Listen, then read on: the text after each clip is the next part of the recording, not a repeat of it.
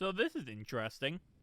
Before the Bengals traded Logan Wilson to the Cowboys, apparently the Bills were actually trying to get Logan Wilson. And there was talks between the Bengals and the Bills, but it never went through. Which I kind of find weird because in the end, obviously the Bengals only got a 7th round pick for Logan Wilson. So, like, I wonder what the Bills wanted to give up that it just simply could not work out in the end. Maybe the Bengals at that time were still trying to, like, sniff around for more money, right? They wanted more money than just what, obviously, a 7th round pick. So, maybe that's the case. Maybe they were like, hey, we want, like, a 5th round pick. And then as they got closer and closer to the trade deadline, they were like, you know what, whatever, we'll just take a 7th. So maybe that's the case. That's probably more logical than anything else. I don't think that, I have to feel that the Bills, if they wanted him, they're going to give up a 7th round pick. They're not just going to say, oh, we're not going to give up a 7th round pick. Because 7th round pick really, at the end of the day, has like no value. So you're pretty much giving up a 7th for absolutely nothing.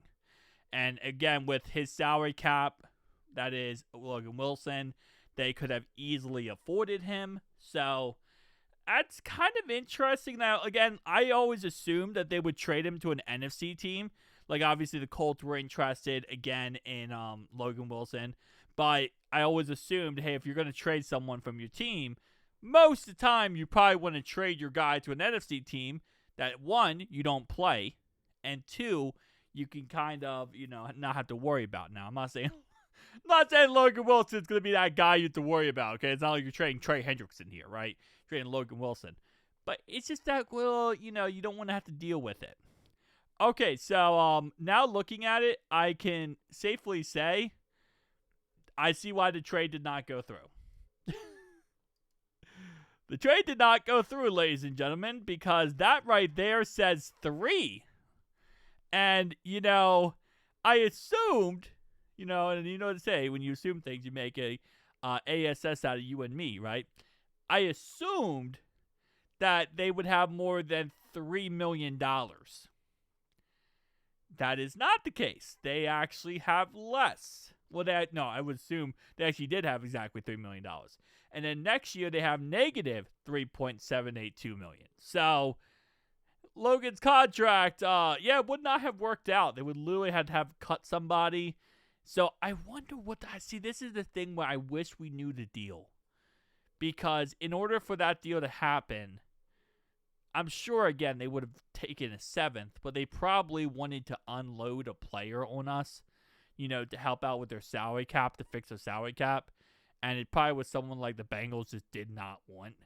It probably wasn't someone good, but it was probably someone that would just been like a salary cap drop.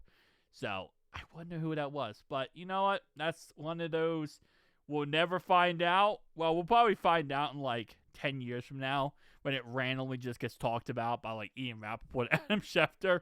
Logan Wilson almost was a Bill. And they're talking about some random crap like that. But yeah, they would have to work out their salary cap and work out the money down.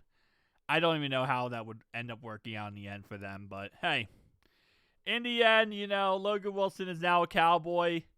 And I'm sure the Cowboys are very, very happy to have themselves a linebacker because I know their guys, I think one of their guys was injured. So let's look real fast at the Bills' depth chart. So would he be a starter? He would not have been a starter over Matt Milano. I don't think Logan Wilson would have been a starter over Shaq Thompson. Terrell Bernard, maybe. He probably would have been a starter over him. So, yeah, he would have been a starter. He would have been a starter in this defense. I'm not, like, crazy up to date with the Bills' defense, but I know their defense is not that good. Which, our defense is also in that category, but with that being said, the Cowboys also have an awful defense. So he went from either the Cowboys, the Bills, the Bengals, no matter where, he's going to a place where he'll probably be a starter, but he's going to be in a very bad defensive scenario. One thing I will get interested in, and I'm not trying to be negative here, if he does get benched in the Cowboys defense. That would interest me a crap ton. Like, how would he react to that? I wonder if he's going to demand release if they bench him.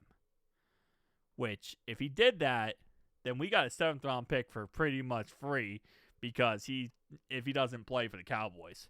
But I wonder if that's going to be a thing. Like, if they bench him, he'll just be like, yeah, cut me. Cut me. I don't want to be on the team anymore. I just want to hit free agency. Which, again, then that's a whole another story whether or not a team will sign him in free agency, especially for the money he wants. Because he probably wants that 3-year, $18 million. But anyway, I ranted enough. Maybe we could have traded for Greg Rosario. Can you imagine? Don't think it would have worked out. But, hey, you got to really sell Logan Wilson as an absolute stud. Anyway, I'll see you guys next one, though.